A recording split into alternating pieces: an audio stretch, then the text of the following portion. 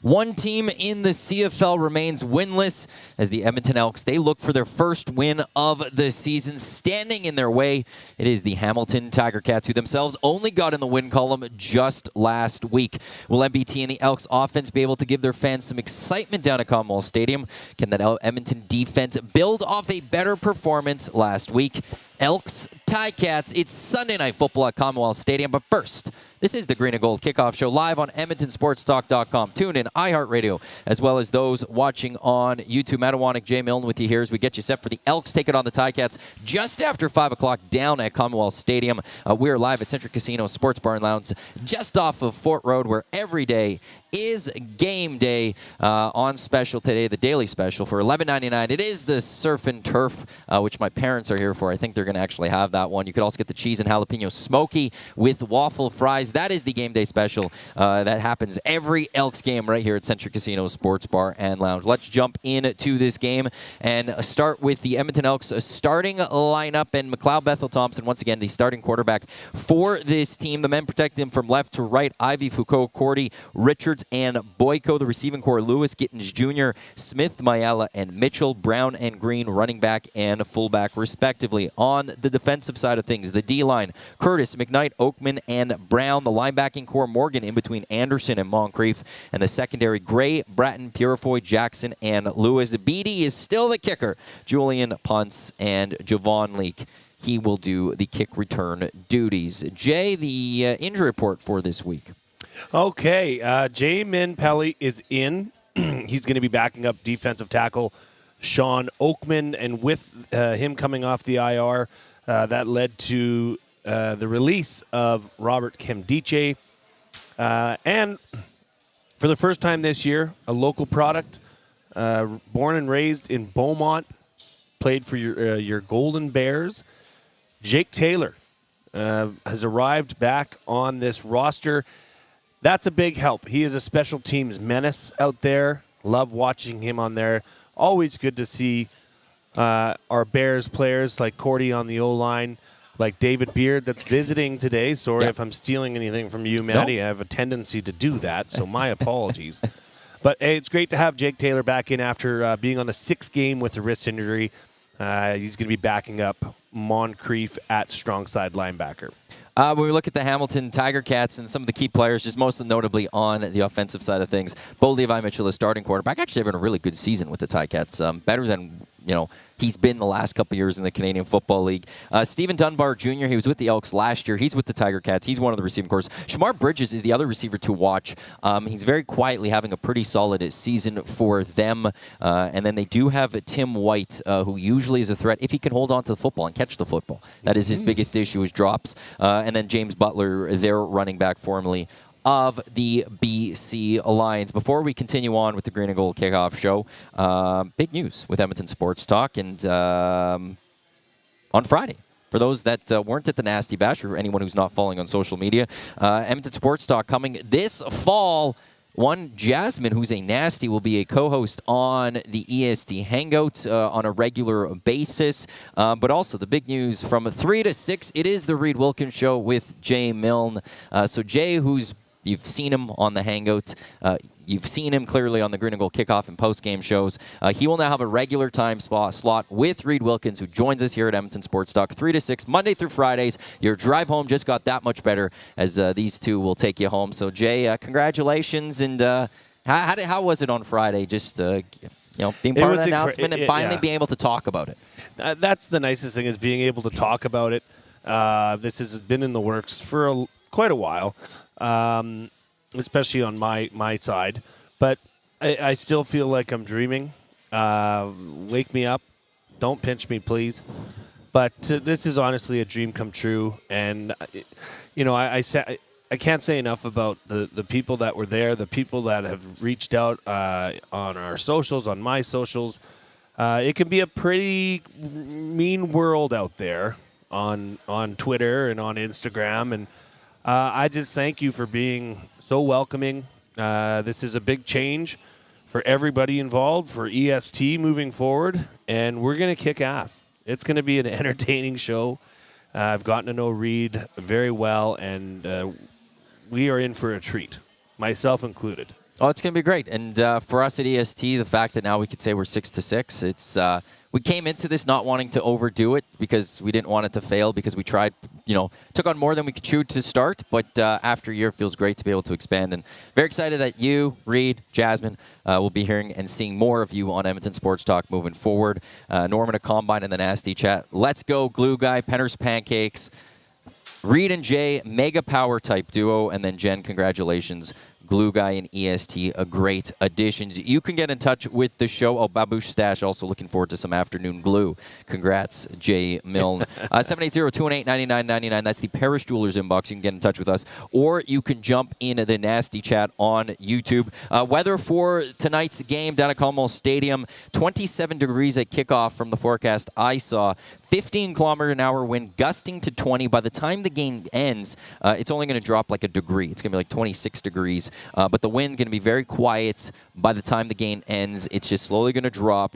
Gusts of upwards of 10 kilometers an hour by the time the game concludes. And there is a little bit of a chance of like very minimal showers. But coming in today, I was very jealous. Couldn't be at the tailgate for this one because the weather's beautiful. And finally, the Elks have like that game where we're sitting, another one where it's like, hey, they got some nice weather. Yeah. And that's what they need when it comes to filling out Commonwealth Stadium. Penner's also excellent addition. Don't want to read the rest of that one. Norman a Combine. Jazz will make a huge impact. Help bring in some more listeners. Well, we hope so. She was fantastic, and the reason we are bringing her on. To come on the Green and Gold Kickoff Show, we will hear from Jarius Jackson, the interim head coach of the Edmonton Elks. We're actually going to hear from him a couple times. We'll get to keys to an Elks victory, as well as Jay's prediction for the game, since I don't do predictions. We'll get to our cool bet prop of the game. I always save it for a little bit later, but it doesn't make sense. We have a game day parlay up at Cool Bet. So might as well throw that out right now so you have time to go and maybe sprinkle some action on this one if you would like. The game day parlay for today, which is exclusively at Cool Bet. Go to exclusives, click on Edmonton Sports Talk parlays. And we got McLeod Bethel Thompson over 275 yards passing, throwing for 2 touchdowns or more. The game hitting the over 50.5, and the Elks to win. That's plus 330. So that is your game day parlay up at Coolbet Canada, coolbet.com. Click on exclusives, the Sports Talk parlays, and it's right there again. MBT over 275 passing yards, over 2 plus touchdowns. The game hitting 51 points or more, and the Elks to win. Let's get to our question of the night. I got to open up this on Twitter because I didn't write it on my piece of paper for some random reason. I never look at these anymore. No? Nope. You just want to hit them cold? I want to hit it cold. You want to hit it cold. Okay. Yeah. Do you think the Elks can make the playoffs still this season? There's 3 options. Okay, read them out. Yes, plenty of season left. No, they're finished. Or how about they just win a game first? Ooh, I'm torn between A and C, or 1 and 3. Oh, you know what, Maddie? I'm just gonna go with my gut. I'm gonna go off the top here, and I'm gonna say A. Yes, they can still turn this season around and make the playoffs. They're not that out of it. If they can turn this around and say play 600 ball, they can make a run at it. And I've said this before, and that's kind of why I have to choose this, because I have to support my former self in what I've said on prior broadcasts. But if this team can get one, it would be interesting to see how that changes the mentality in the locker room, how that changes things in the stadium. A win can go a long way, especially when you're so close all year. You've obviously missed the mark, but you're very close. Getting over that hump could be a big deal for this team, and they could end up going on a run. At least that's the positive side of me. I know you're a glass half empty more type of person, not only with the Elks, but in life in general. You don't know me fully yet. I'm kidding. There's the one thing. You're not wrong with what you said, but you're missing the next part of that. So I'll let you continue. I'd like to find out. But I'm more optimistic. And I know that if this squad can get that one win, that might lead to, it sounds simple and maybe naive, but I think it can lead to them putting a run together. I am an analytical person as well, and mathematically the Elks aren't eliminated. True. And it's not like, look, I'll say this right now, they don't have a shot at a crossover. There is no crossover berth out of the East for the Elks. Yeah. They sit 4.5 games back at Toronto. The reason I say half games is when it comes to crossover, it doesn't even matter about season series. You just have to outright be better than that team to win the crossover. The Argos are at 8 points. The Elks are at 0 points. So, for them to have to somehow gain 4.5 games over the Argos, don't see it happening. They're 5.5 back of Ottawa, and let's not even focus on Montreal there. So I don't see the crossover at all being possible. I don't see BC or Saskatchewan being caught by the Elks either. But I look at Calgary, I look at Winnipeg. There's I see suspects 3 on the games West by Division, Calgary, for sure. 3 wins, 6 points, 2 wins by Winnipeg, 4 points. And where this is important is that the Elks, we're getting closer to it, but there is a point where they take on Calgary, the Labor Day series. They go Winnipeg, back-to-backs. I believe there's a bye week in there. And then later in the season, October 12th, they take on Calgary. There's 5 games right there that if you go win 4-point games. 4 of those. They're 4-point games, right? You go win four of those. You go win 3. Maybe 3 is a little too light with where they are. But you control that destiny. And I'm not sold on Calgary. And I'm absolutely now fully not sold on the Winnipeg Blue Bombers.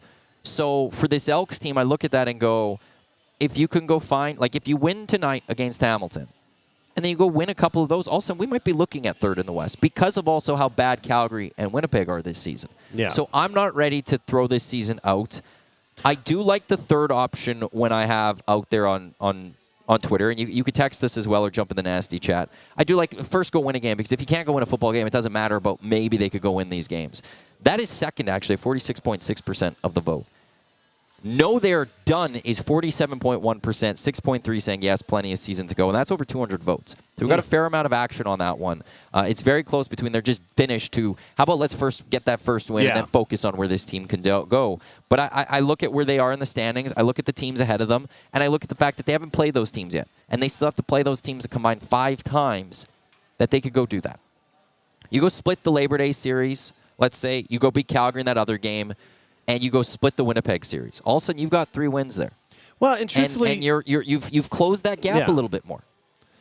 Let's be clear here. And beat the 2 against Hamilton. I'll just say that right now. It's easier for us to sit here and say, well, season's over. Yes. Because that's the way it looks. Sorry to say. But in order to talk about, is there a possibility? Yes. They're not mathematically gone from the playoff picture. So, of course, you know, at least myself, I tend to, like I said, be more optimistic about it. And a neat, interesting point. Only 2, is Harry Cooper in the nasty chat. Only 2 games back. This is leading, bringing in what you said, Maddie. Double headers against both Calgary and Winnipeg. And another listener chimed in, I'm in Winnipeg, the Bombers are struggling. That's brown-eyed grim girl MJD. But, it is attainable. And I actually disagree with you. I think the crossover is still attainable because I think Toronto's a fraud. I don't think they are as good as their 4-3 record. Sure, but to catch up that amount of time, it's harder to catch up. That's the thing. So to catch up, to pass Toronto, if Toronto doesn't win another game this season, you have to make up 5. You have to get 5 wins. Yeah. Yeah, it's tough. So every win that Toronto gets, you have to get 1 more. But it is attainable. It can happen. Especially Toronto. What's the Toronto schedule look like? I do not believe in Toronto. I think Hamilton's a better football team than Toronto, to be honest with you. I mean, records wouldn't suggest that. Well, that's who they beat. You know what I think about records. And this is where I try to be analytical, but I also try looking at things, and it's just to make up that math. The math isn't there. The path is just so difficult. Yeah. Look, if we're saying Edmonton should go beat Calgary to this, Toronto's got Calgary twice. There's potential couple wins for the Argonauts right there. They'll get Saskatchewan, don't like that. They still have to play Hamilton and Ottawa. They got many games against those teams. They got Winnipeg in there. They got Edmonton again still this season. Toronto's going to win a few more games. So to beat them in the crossover, at this point, if I had to guess, they're at 4 wins. I would think you're going to need 8 wins to possibly catch Toronto. 8 wins would be fantastic. Or maybe 7 wins. Maybe you need 7 wins 7 for wins, the Elks the I'll rest take of the way. And that means then the Argos have only won 2 or 3 games the rest of the season. Do you think a 7-win team gets you into the playoffs in the West? Yes. Really? For the Elks, yes, because I think then some of those wins came against Calgary. Some of those wins came against Winnipeg, so they're not picking up the wins, and you've caught them. So they have to go 7-5 in their next 12 games. And there's I mean, so then if I say you win 2 against Calgary, you probably have to sweep the Winnipeg then at that point, sweep Hamilton. There's 6 right there. Well, and then that would lead me to supporting the actual option 3 in your poll question is that, okay, we can talk about all this all we want, but let's just get one damn win here. Yep. Let's come together. Let's get one win. Well, if they lose this one, it's like we've been we're saying gonna that right away. for 2 weeks, 3 weeks. In the nasty chat, who else? Norman at Combine, no crossover team goes very far. The closest team's ever gone is the East final. We've never seen an East crossover to the West. I don't see that happening either. The season is done, LOL. It was done, I'm assuming, before it even started. 10 Hitchcock in. It's done, but Winnipeg is very weak, in my opinion. Edward Kelly there. Penner's Pancake. EE will be lucky to finish 5-13. That's Breaking just my being heart honest. here, And I fully understand why people would say that and where they're coming from. But let's get to our 3 storylines. This is the Green and Gold Kickoff Show. Matt Iwanyk, Jay Milne with you live at Century Casino Sports Bar and Lounge, where every day is a game day. Our first storyline of this game, it transitions very nicely, and it is the Elks, the only team left in the Canadian Football League without a win, without that one or more in that win column. They're in search of their first win, Jay. We've kind of said it a little bit, but honestly, the team they're taking on, they're 1-5. They're 0-3 on the road. Is there not a better opportunity, a better spot on the schedule to finally get that win than tonight as the Hamilton Tiger-Cats come to Commonwealth? Are you a numbers guy? Do you believe in like star patterns and all that stuff? Depends on what. Okay, I'm going to throw something here on you. See if it sticks. You throw it. Okay, if the Elks won tonight, their record would be what? I'm just going to bring this down. I want to get a little more of that TV in there a little bit. Sorry. If they win tonight, it'll be what? Their record will be what? 1-6. 1-6. I know where you're going. 1 plus 6 is what? 1 plus 6 is 7. what? I'm just 7. So confused. 7 is tonight the night they win game number 700 as a franchise. Oh, that's where you're going. They currently sit at 699, 556, and 18 in franchise history. Do the stars align and get us to the 700th win? I think they do. I think they get it done tonight. Now, that's a question, right, Maddie? Is this the night? Well, is there not a better night than tonight? Yeah. And I don't want to take away anything from Hamilton. Hamilton could be saying this about Edmonton. Any team could be looking at Edmonton saying this. It's just Edmonton. We should be able to go get that win. Absolutely, and they but should you're be home. Based off the record. But my thought is that Hamilton's going to find out that this team is not an 0-6 team, that this team's probably more deserving of a 500 record. If it wasn't for, and I still can't believe he's on the roster, kicking 68.8%. This is nothing personal, but that is not good enough for a professional kicker in the CFL. That's not good enough for a junior kicker with the Wildcats or the Huskies. They'd be finding other things to do or going for it on third down. That's just a fact. Now, if they are going to make this happen, if they are going to get win 700 tonight, they need to be consistent. They need to finish drives. Because that defense, and I know we'll get to it in a couple points, they were humming. Turned over the ball, turnover on downs, interception. That led to 3 points total for the Elks last week. That's not good enough. You need to capitalize on those momentum-changing games and opportunities presented by your defense. If they can do that, that's going to be one of those facets that we've talked about. We've said the word facets so many times because they've never been on sync with all 3 facets. Not at the same time. If they had been, they would win some games. Now you're not always going to be on, but 2 or 3 is a pretty good start to a winning football club. Also, if they're going to get to number 700 tonight, run the damn ball. Run the ball. Kevin Brown ranks 10th in the CFL in rushing attempts. You say, wait, glue guy, there's only 9 teams. How can he rank 10th in the CFL in rushing attempts? Chris Streveler has 55 rushing attempts. Chris Streveler is the backup quarterback that comes in for short yardage situations for Winnipeg. He has 55 carries. Kevin Brown has 48. Rush the ball. Run it. When they run the ball specifically on first down, they're quite successful. I'm not sure why they haven't committed to Kevin Brown, but I will get to you on that one later with my cool bet line. But if they can rush the ball, I'm going to put a number on it. If they can rush the ball 18 to 20 times, I think that goes a long way in getting win number 700. You like stars aligning type thing. I like following the patterns of numbers. Ooh. Okay, bring it on, dog. I gotta get the pulled up here. Oh, by the way, Boris Beattie, he's the 10th best kicker in the Canadian Football League in terms of field goal percentage. That's just 19 league. He's the 10th best. It's two of our. It's dropped a little bit. Some players, Sergio Castillo's dropped below 80%. Brett Lawther's dropped below 80%, and Jose Maltos. The Owls have needed 2 kickers this year because David Cody got hurt. He's dropped to 75%, so Boris Beattie's actually closing the gap. But it's over 10 percentage points behind 9th. 68.8%. 64.3 according to the actual CFL website. I know there's Yeah, different numbers okay. on. I don't know why that is. I've seen that a few 64. times. But according to the CFL website, at least as of this moment, he's the 10th best kicker in a 9-team league. 5 of the 6 away teams have won the matchups in the last 6 games. The Elks and the Ticats have played each other. That's the number I'll go look at right there, and that's you could go and align it for 700. I'll go say the Hamilton Tiger-Cats are that road team coming in, and 5 of the 6 visiting teams have won the game in the 2 meetings between these two. Do you know who actually was the last win for Edmonton and Hamilton? Trey Ford was the starting quarterback 2 seasons ago. Just throwing that out there. That's one of his 5 wins with the Edmonton Elks. It was not a great game, that one. I just remember that. That was where Dane Evans fumbled twice late. And that was where he was crying on the sidelines because of the fumbles. Yes. And who popped the ball out? I forgot who popped the ball out. Maybe it was Scott Hutter.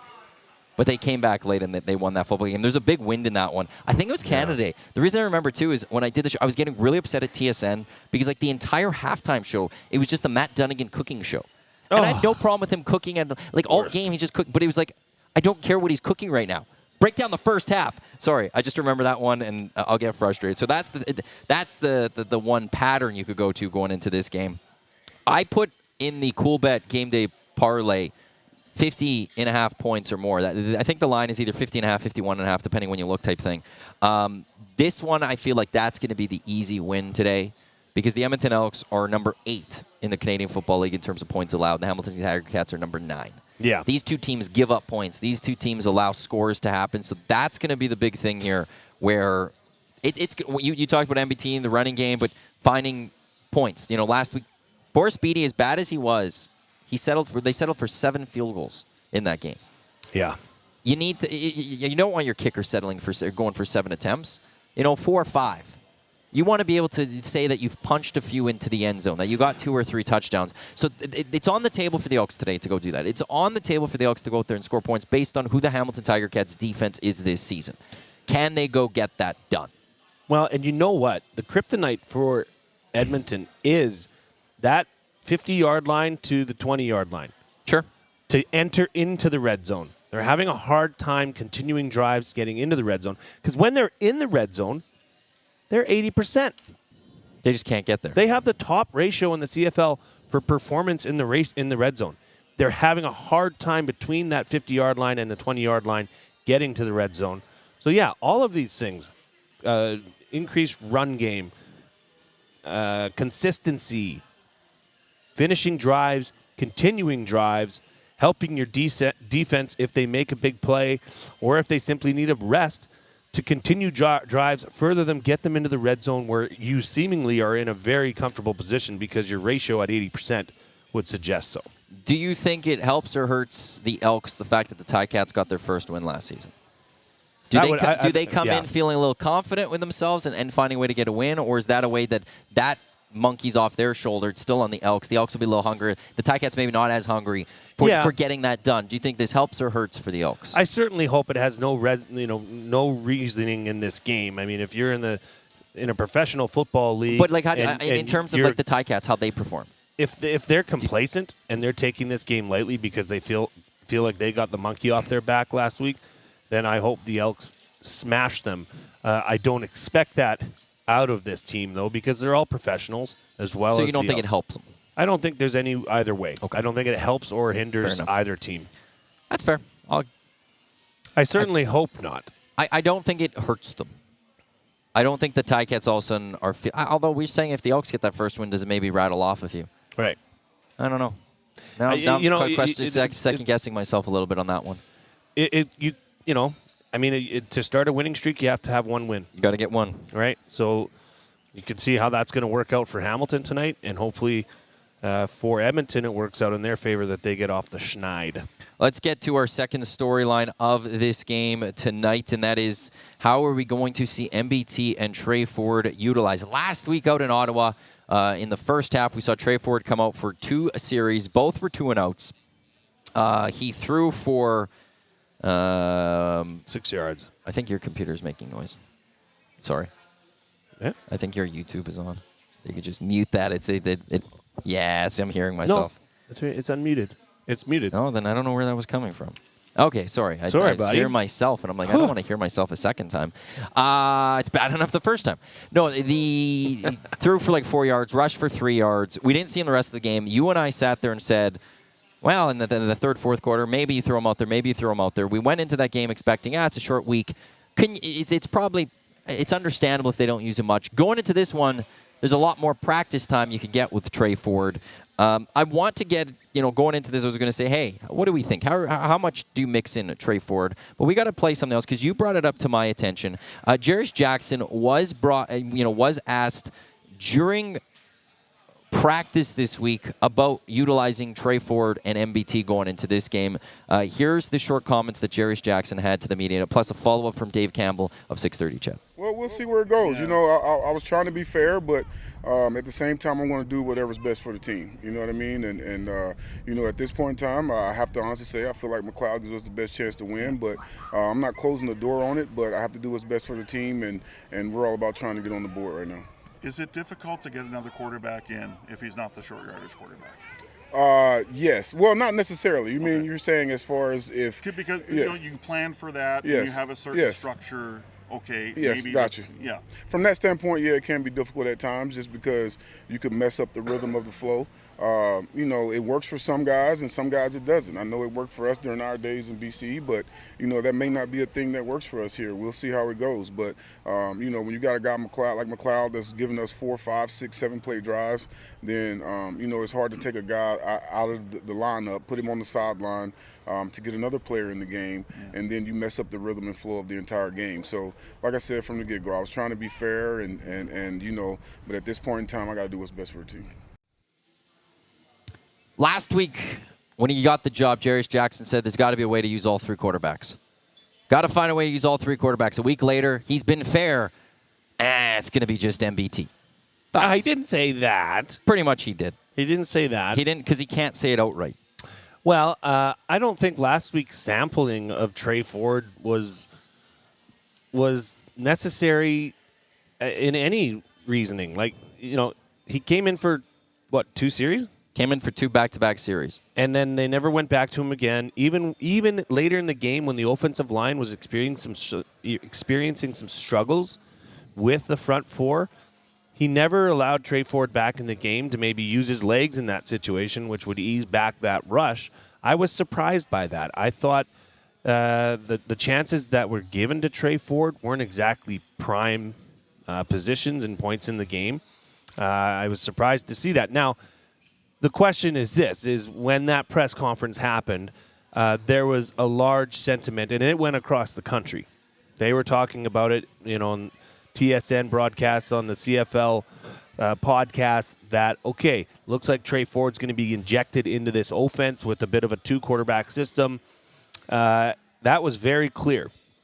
So I would imagine maybe not frustration, but just what you're seeing is something, again, along the lines of what you've thought was a problem with this team for a long time. Is egos getting in the way, or glad-handing and saying the right things and doing the opposite, which, to be determined. He didn't outright say that Trey's not going to come into the game. What he did say is something that is it's a fact.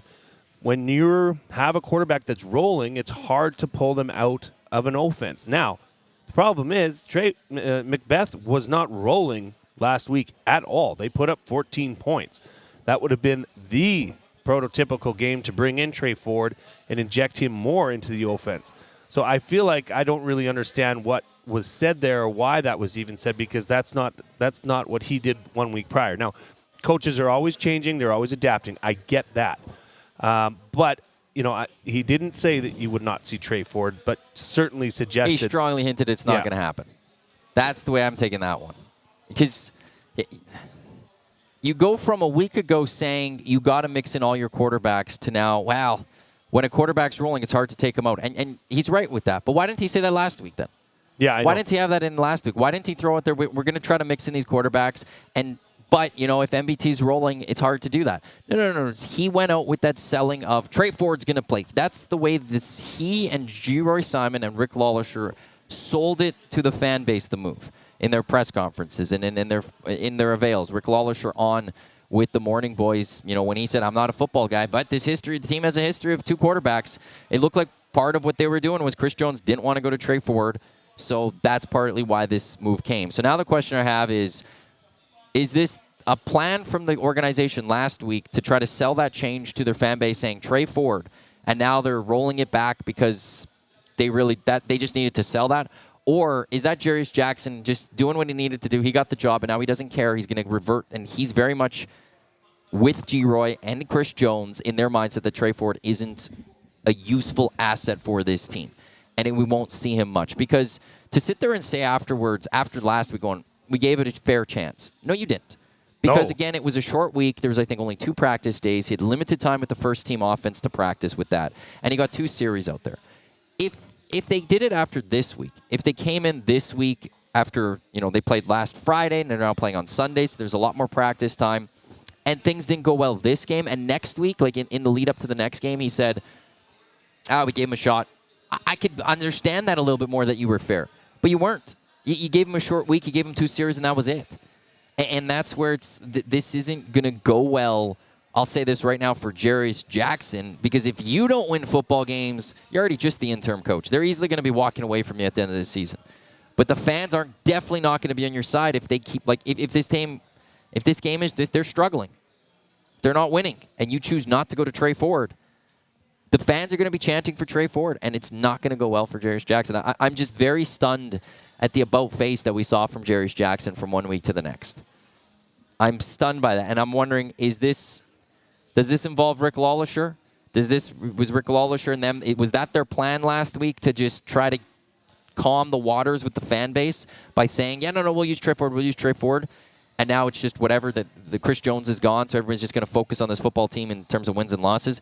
Or is this Jarius Jackson just doing what he needed to do last week to get that interim head coaching job, and now he's got it, so what are they going to do to him? Going to fire another coach? The problem here is that Jarius Jackson doesn't give a rip about what you think or what I think. No. He and his sole job right now is to try go out and get a win tonight. That's it. If he feels that McLeod Bethel Thompson is his best option to do that, then I can't help but support that decision. Who are we to say otherwise? He's the head coach. Now, like Chris Jones did, that could really come back to bite him in the rear end. But there's also another side to this, too, that the other team is doing film work on you as well. Mm-hmm. Hamilton's coming in here, and after hearing something like that, okay, Macbeth is the guy that they're going to be rolling with. It's not outside of the norm for coaches to say things that are completely off base. You're saying gamesmanships? Possibly. I'm not saying that's exactly the case, but it would be quite welcoming if we're watching this game that's about to be played and you see a lot more Trey Ford in a lot more controlled situations and right situations. Then you've thrown them off the scent, essentially. I don't think that's the case, but there's a possibility for it.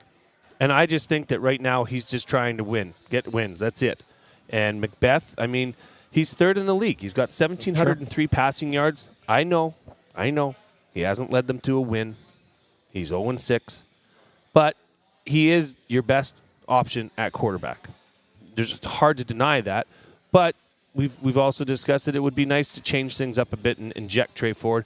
It'll be really interesting tonight to see what happens, whether that was all hearsay or whether, yes, he's riding with Macbeth for this game at least. We'll see what happens. Your gut feeling. You called him Macbeth. Yeah, I like that. I haven't heard that. Macbeth. Yeah. I'm what? Your hook, line, and sinker. You think he was just saying what Jarius Jackson was saying, what the people wanted to hear, just to say, 100%. Okay, good. Then we'll get the fans back. Threw him out there, and now could say, we gave it a shot. Didn't work, guys. Look at it. Didn't give work. him a shot. Like that was but he was on the field. He was on the field for the 2 series. Right. It didn't work. He's done. Yeah, not the time, not the place. And that's I do believe, because I like last week I said, okay, well, it's clear that these guys maybe were differing opinions from Chris Jones, but these guys are also Chris Jones guys, and I could see G-Roy and Jarius Jackson actually believing what Chris Jones did. And that's why to me, I'm taking Jarius Jackson. G-Roy Simon, to me, is not the next general manager of this football team because he's too close with Chris Jones, and I think he was too aligned with Chris Jones. And I believe that he believed in a lot of what Chris Jones wanted, and that hasn't worked in terms of roster construction. I'm taking Trey Ford out of that. Roster construction, it hasn't worked. It hasn't been there. So when new ownership comes in, everyone's gone anyways. Exactly. I think the new ownership needs to clean But that's house the thing. If you're Jarius Jackson, you're not mentioned for head coaching jobs in the Canadian Football League. Oh, what if Jarius Jackson goes and turns around and they go on a 8-4 win, and then he could keep this job. But also, one way that might help you is if you actually give the fans kind of what they want to, and maybe that's what new ownership wants. Maybe what the new owner wants, and they see, this is somebody that's interested in developing Trey Ford. Maybe he is going to be our head coach of this team. But he's going the opposite way, as if, to me, it feels like he knows he's done with the Elks after this season. So he's going to do it his way and Chris Jones's way. I don't know about that. I don't know how you could have that mindset, but I guarantee you, I know what the new ownership group wants, and they want wins right now. That's what we're wins. This is the Green and Gold Kickoff Show. Iwanyk and Jay Milne, Elks taking on the Ticats just after 5 o'clock down at Commonwealth Stadium. Before we get to our third storyline, which that comment from Calvin C in the Nasty Chat will carry us nicely into, I do want to throw this out there with the Elks. It depends on what you go with in the stats pack. They're differing. It says the Elks are at a 0 turnover ratio. Yes. But it also says that they have 12 turnovers forced, and they've made 11 turnovers, which by my math, that means they're +1. So I don't know which number it is. There's something a little off there, but it's fascinating the Elks don't have a win this season, yet they're at an even turnover ratio. That tells me that they have third in the CFL with that ratio. They have not taken advantage of the turnovers when they've caused 100%. Very costly. But Hamilton is -5. They're second last in the CFL. So this should motivate your defense to say, all right, let's go. And then when we're going to get you guys the ball back, do something with it, please, for the love of God. Go down and punch it in. Play with some intensity here. The stars have aligned a bit for tonight's game. If we want to bring this all full circle. You got the stars in the We do. sky. We have the stars Here in the at Century Casino, Sports anyone Bar that and would see Lounge. it, there's a lot of stars on the roof here. But so Calvin C in the Nasty Chat, Matty, he chimed in and he said, "Did you expect?" Okay, go ahead. Well, I just this carries up into the third storyline of this game, which is can the Elks build off of their defense, which was really good last week. Now you can get into Calvin's. Comment. I got a strong sense at the press conference. There was a lot. Well, you didn't finish the comment. I'm sorry. Matty, Jay, did you expect Shivers to be the interim head coach and not Jackson? Was that G-Roy's decision? I will answer that I thought there was possibly an opportunity there, but that was not. I don't believe that was G-Roy's decision. I believe that was Rick Lawlisher's decision, and Jarius has built more of a relationship with Rick Lawlisher than Shivers his. I think that's all it comes down to. There was several executives from the team that mentioned that relationship that they've already had as opposed to Shivers. So I really think that's all it came down to. See, and I take a different view of it because Jason Shivers came in as the assistant head coach when he got hired. And all year I said in the lead up to the season that he would be the interim. I think what happened was the defense was piss poor. The defense has been bad this season. And I don't think you could then go to the defensive coordinator who's not doing a great job right now with his defense and elevate him. They were better last game. But that was before the decision or after the decision. Yeah, that's I feel like as how the season progressed, and when you look at the two facets of production, the offense was by quite a margin better than the defense in their 0-5 start to the season before last week, right? Yes. And so I don't think if you're Rick Lawlisher, you can then elevate the defensive coordinator to the head coaching position when the defense is doing well. I think that's what really hurt Jason Shivers as well. And that if it was the opposite, if the defense was performing, the offense wasn't there, then I think you would have saw Jason Shivers be elevated head coach. But I don't think you could, like, you go to the fans and say, yeah, this defense is one of the biggest reasons why this team isn't winning. And we're elevating the guy that calls the plays. I just don't think you can do that. Yeah, I so agree. I think that played part of this. But this defense, do you think they could build off of what we saw last week? Did you like what we saw last week? The front four getting a lot more pressure. Noah Curtis, four sacks this season. Going into this weekend, he was tied for the CFL League. There was a bunch of guys at 4. Jake Serezna, former Edmonton Elk, now the Toronto Argonauts, he got a sack yesterday. He's now leads the league at 5. But coming this week, Noah Curtis tied for the league lead. Did you like what you saw, though, from the defense last week, and do you think that this is a defense, what they did, they could build off of in a positive way? There's a lot of good to build off of last week going into this week. I did. I thought they, last week they had 3 sacks, 2 interceptions, and a turnover on downs. I mean, you can't ask for more from your defense. So, back to the facet discussion. One facet was firing last week, and that was a defense. Special teams stunk. Offense was meh. So that's not going to win you football games. Tonight is a great chance. I mean, but here you go. Like Bo Levi, he's second in passing yards at night. He's ahead of Macbeth at 1,941 yards. Second in passing TDs with 12. Their efficiency in the red zone is also very strong. So I think this could be quite a shootout. So it's going to come down to those critical times. And can that Elks defense produce at the critical times? They came out hot and you-know-what at the start of last game. That first quarter, they were putting a lot of pressure on. But then it seemed like Drew Brown and the Ottawa Redblacks settled in, and they were able to get back into their regular routine offense. It'd be nice to see Bo Levi get more unsettled throughout the game, and if they can keep a continued pressure from that front 4, front 5. They were blitzing guys last week, which we hadn't seen a lot of in prior games. So I would say status quo, but then you're going to have to ask your offense to step up, and special teams, I don't even know what to think about that. But maybe Javon Leake can bring something into the fold here and create a spark, because he's been pretty good. He hasn't been a game changer yet. I think he'll have an opportunity to do that as the season goes on. Maybe tonight's the night for Leake to capitalize on one of these kickoff or punt returns, which we've all been expecting, haven't seen it yet. But yeah, defense stay the same. It was a pretty strong showing last week, especially considering what happened the week prior when the whole secondary got torched for 700 and some yards of offense. And that's still the concern, though, I think, with the secondary. And look, I don't want G-Roy to do too much to this team moving forward until at least the new president is instilled in this team after new ownership does come in. But I have no problem bringing in a couple of new members of the secondary.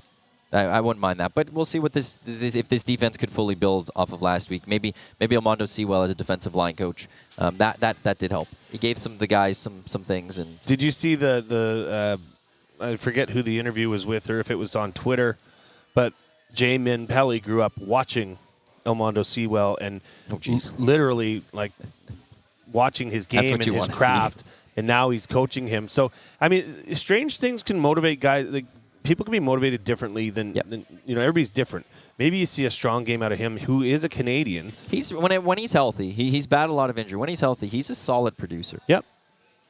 Maybe that should be the player to watch tonight.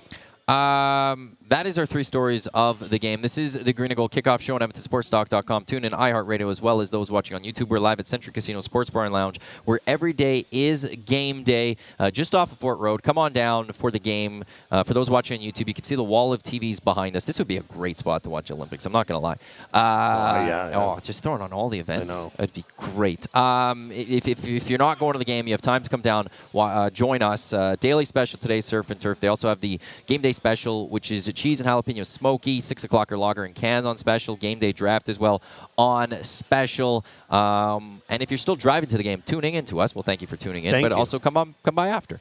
It's right off the LRT, lots of parking. Go play some games and join us for the Green and Gold post-game show once it ends. We're here all year for the kickoff and the post-game show. Before we continue with the cool bet prop of the game, Nathan Rourke waived, I should say, by the New York Giants. He will go into the waivers. We'll see tomorrow, I guess, if anyone claims him. I don't imagine he's going to get claimed. Okay, so he makes a return to the Canadian Football League. Where? That's because naturally you would think it would be BC, but VA is doing some good things. Nah, they don't need him there. But Maybe Winnipeg. But long term, Maybe Winnipeg. so you got to cut Zach Laros. Edmonton. We're talking about one Canadian quarterback. Do you go for the other Canadian quarterback? This is just. Is Calgary going to put a push for him? This is hypotheticals here we're talking about. I know, but I think this is something to now pay very close attention to. I don't know who. I think he's an unrestricted free agent if he chooses to come back to Canada. I think his contract's up, so he he's might land up on a there. practice roster somewhere. And that's what we're going to have to wait and see. But I don't think it's point gonna also happen, though. at what point also does he sit there and go, "You want to know something? I'm done with this I want NFL. to play. I want to go play. I'm coming back to Canada." Yeah. This is something to pay very close attention to now moving forward. Interesting. Look at you. And do the Edmonton Elks look at that? I thought you were going to talk about how Team Canada Women's Soccer beat France today. France beat them, scoring in the 102nd minute. So it was 90th minute plus, I think, 12 minutes of extra. So it was the 102nd minute. They take the win. Canada now sits at 0 points after 2 victories because we were docked at 6 points. Tied with New Zealand, I think, for that. They go beat Colombia in that last match, and there's a really good chance they're moving through. Just what a story that would be. Oh, my God. Take that, FIFA. Take that, IOC. I don't care about the drone. Here's the funny part about this whole scandal. Canada and New Zealand care about this drone scandal. No one else in soccer does. No. Everyone else in soccer is laughing at this scandal if it's actually a big deal. So for all the Canadians out there that think this is a massive disgrace, it actually isn't. We'll just deal with the penalties. We'll move on. Hopefully the women could beat Colombia, and let's go get that gold and shove it in everyone's faces. Let's be the full, I want, when Tom Brady got the trophy of the Super Bowl from Roger Goodell after Deflategate, I want that from the Canadian women. Yeah. Go get that gold medal while everyone thinks that we're cheaters or whatever, but say, screw you. This is Screw angry, you. Maddie. I like Go it. get it.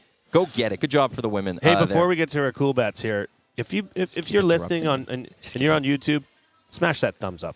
Let's do this. The listeners here are quite loyal, aren't they? Our listeners are amazing. You This saw is it great. because you have not been to a Nasty Overwhelmed. Bash. Overwhelmed. You saw it at the Nasty Yeah. Bash on Friday. Yeah, it's It's something different. else. It's So did special. my wife. It's a community. Yeah, and she was. I was introducing her to all these names because everybody wears name tags, Yeah. so you can say who you are. And oh man, it was hilarious. Just my wife was. I put Glue Gal on hers, and people were like, "Oh yeah, It was Mrs. Glue. Yeah, Mrs. Glue. That's I think right. that's why because I laughed at that Glue one. Gal, that's right. Oh, yeah. Let's get to it. So the cool bets. You still have some time. The exclusive that we have up at coolbet.com. Click on specials, the Sports Talk Parlays, Edmonton Sports Talk. We got McLeod Bethel Thompson over 275 passing yards, over 1.5 passing TDs, over 50.5 total points in the game, and the Elks to win. That is plus 330. Your prop of the game, Jay. Well, for the record, I hammered that.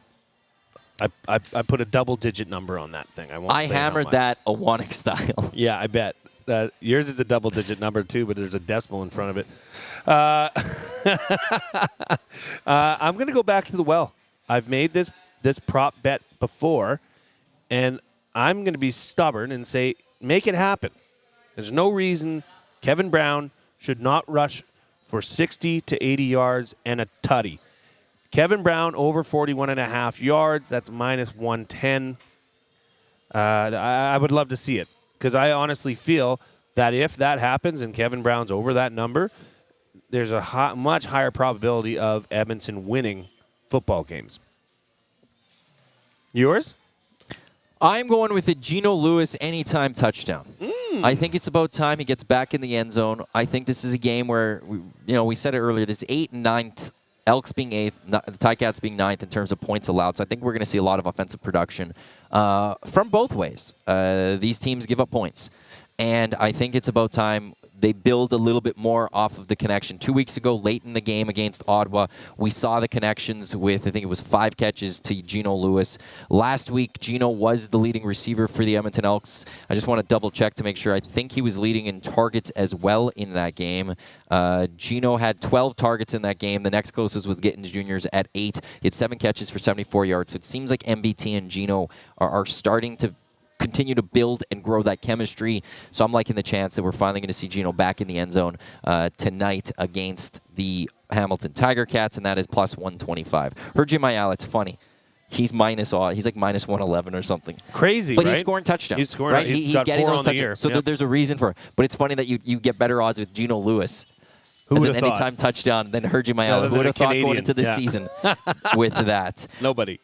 We will get to our keys to an Edmonton Elks victory. We'll also get to our, well, not our, Jay's prediction for this game because Just I'm not going to do my prediction. abysmal. But I will do you a solid in my prediction. Not that it means anything. But first, before we do that, let's hear more from. So, Jarius Jackson, with the clip that we played earlier, that was from, I think, Tuesday at practice. Jarius Jackson did speak to the media yesterday, and here's his comments for you right here on Edmonton Sports Talk on the Green and Gold Kickoff Show. Jarius, Hamilton on Sunday. I want to ask you about the offense. Obviously, didn't have the best game against Ottawa. What do you think are going to be the keys for you guys to turn things around on that end? Just be our normal selves. I think we just got to pitch and catch the ball and block a little better and protect the edges a little better, protect the quarterback. I mean, the basic things, right? So, coming off of that, have been a short week against Ottawa, same opponent, but at the same time, you're having to travel. It's a shorter week of preparation. So, we've had a longer week this week, and I expect us to go out and execute better than we did last week. On the other end of the football, defensively, you guys had a very good game against Ottawa. Offensively, Hamilton's 1-5, but they have some weapons. But Levi Mitchell's having a good year. What do you think you guys have to do to slow them down? They have a lot of great weapons. They have a great scheme. I played for Scott Milanovic, and he's one of the best when it comes up, to the X's and O's. So I know they'll have a great schematic game, and I'm expecting our defense to step up again. I mean, we just need to start stacking great performances. You obviously had to come in as coach in a very short week. Now with a bit of a longer week, do you feel that you've been able to incorporate maybe some more things that are more you onto this team? Yeah, I feel so as such that I've been able to do that. Taking it easy today. You see, we're off the field at 1:15 today, so the guys have a little bit more time to go and get their bodies right and do what they feel they need to do in order to be prepared for the game. The physical part is over. Now it's more mental, right? The hay's never in the barn, so there's always something we can do mentally to be better prepared for this game. Noah Curtis, he's got 4 sacks leading the CFL. What have you seen from him in his second year here in the CFL? He stepped up big time for us. He's definitely becoming a player, a guy that I'm sure most offenses are going to have on their radar. I expect him to start getting double teamed and things of that nature. So, hopefully he can continue to dominate and do what he's done in the past few weeks. Now I know when you came in as coach, you said there's no consolation prizes. There's no feeling sorry for teams that lose close games. But now that's every game this year has been a 1-score game. And do you think to your mind 2 plays, 3 plays difference a game? I just feel like it'll break for us sooner or later, right? We just got to trust the process and keep fighting and stay pushing forward. Like that's all that we can do at this point. I told the guys how I was on that BC team. I know it's a bit of an anomaly, but I was on that 1-7 BC team that year. We were able to come back and win the Grey Cup. So, hopefully we can repeat something like that. But at the end of the day, we're trying to get the culture built here. That's all I got. Awesome. Thanks, Coach. All right, Awesome. thanks a lot, Coach. Yes, sir. And there is G-Roy Simons, not G-Roy Simon, that's Jarius Jackson speaking to the media earlier this week. We're almost finished here at the Green and Gold Kickoff Show. Elks taking on the Ticats down at Commonwealth Stadium just after 5 o'clock. If you're not getting to the game, you can watch it on TSN. Our boy Dustin Nielsen on the call, I believe, with Glenn Suter. And Tom Gazzola will be roaming the sidelines. So 2 out of the 3 ESTers giving you that game. And then Jay and I had the kickoff show. We'll have the post-game show. So really, Suits, we're just going to give him honorary EST status. And it's EST giving you the entire pre-game coverage, post-game coverage, and game coverage. Look at that, eh? That's... What a beautiful thing. And I believe the term we're looking for is coxswain. Is that what you're saying for this 2-person rowing? There's somebody that steers it, and it's the coxswain. Oh, is that the steerer? The person in the number 1 seat. So that's, I think, with the 8-man. Closest to the bow. Okay. Isn't it? Because Well, the 8-man, there's a coach. They sit thought at the there was front and like they a- coach the 8 men and women. I thought there was a term in this that's like a crewing. I don't know. I love watching the rowing. I watched a lot of surfing so far. I like the Olympics. kayak Love that thing one. where they got to go through the down gates. the Like it's Yeah. like aggressive. It's, with the like White Rapids Yes, almost. yes, Yeah, yes, that yes. that one's a lot of fun to watch. I've set up. I have my spare laptop that's almost done. I have it and 2 TVs going for Olympics. seriously. I'm all in. Well, one has been just surfing the last few days. I love Really? the surfing. I just love watching it. Where do you find a good wave in Paris? They didn't. They went to Tahiti. Of course they did. French Polynesian. So they're like it's the furthest away. Right. It is the furthest away Olympic venue ever. Right. Oh my God. And during the opening ceremonies, they actually cut to them, and there's like a small group of the Olympians from there. And it's cool. And I feel bad for them because they don't get the Olympic experience. Yeah, they don't get the athletes' village. But and all also that. they're in Tahiti. Yeah. So I don't know if I can feel bad for them. But also at the same time, then they're surfers, so I'm assuming they're in Tahiti a lot. Whenever you say Tahiti, it reminds me of Tahiti Treat. That was a great soft drink. I maybe remember it. Tahiti what? It was like Hawaiian Punch. Tahiti Treat. I've seen it. Yeah. I've seen it. I don't think I've ever had it in my life. I don't know if you can find them now. You can buy it. You could buy the fruit punch on Amazon. Yeah, it was great. You could buy the liquor one from somewhere. What? From Parkside Liquor, Beer and Wine. Where's this? What city is this? Well, then there's a couple places I this know is in in Edmonton. Lethbridge. Come on. So, you want to know something? There's a site called Liquor Connect. I will find it on there for you. But let's get to our keys to an Elks victory. Since you're starting, I will look for this and see if I can find it. And they call me for the glue guy. Nuh-uh. Be my man Matty here. Your key to an Elks victory. Key to an Elks victory is 2 of the 3 facets playing some semblance of above-average football. Whether it be the offense and the defense, hey, shoot for the stars. I guess you can say maybe what if all 3 decided to play well on the same night? That would be, I don't know. There'd be riots in the streets, I'm sure. But in all reality, in all truthfulness, if 2 of the 3 facets of football are played above average, I think the Elks can take the victory. So there's a lot of the Tahiti Treat and vodka in the city of Edmonton. There's all of these are stores that have ordered in the last 90 days, and there's a bunch just near here. Okay, I'm going to go So out. you could go stop. Yeah. Actually, where's the nearest? I'm just trying to see. Sobeys Liquor in by Coliseum has it. Okay. So it's all you over the soon. place. You could get it. Maddie and I'll be drinking in the car. My key to an Edmonton Elks victory is going to be the offensive line protection of McLeod Bethel-Thompson. I think if he gets that little extra time. Now, McLeod Bethel-Thompson, he's got a quick release, which helps the offensive line, I think. Last week we saw MBT wasn't fully there, and they got to him. The Red Blacks. The O-line wasn't strong. You were very critical of that O-line after last week's game.